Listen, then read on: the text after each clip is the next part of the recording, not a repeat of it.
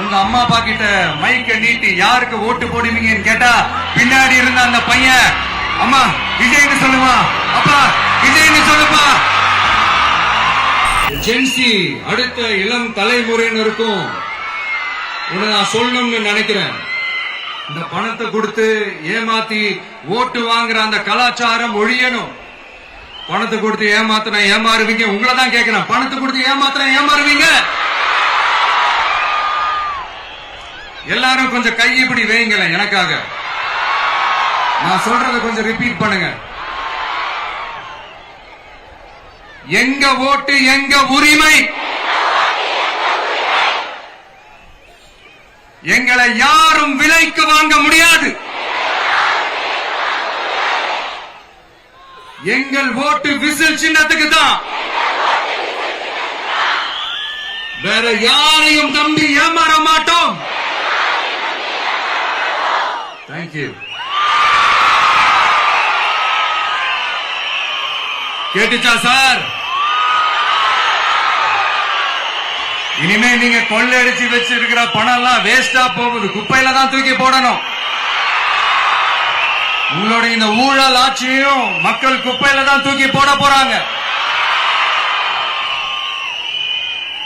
அடுத்து ஒவ்வொரு வீட்டில் இருக்கிற என்னுடைய குட்டி நண்பா நண்பீஸுக்கும் ஒன்னு சொல்லணும்னு நினைக்கிறேன்.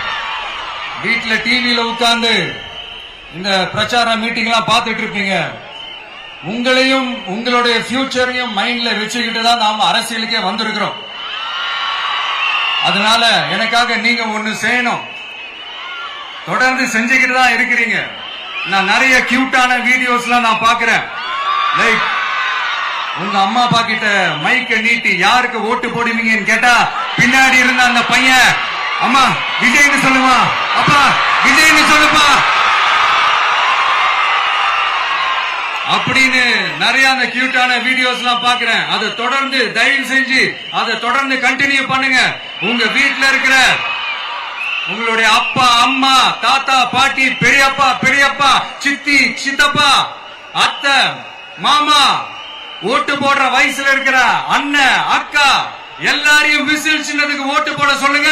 விசில் சின்னத்துக்கு ஓட்டு போட வைங்க.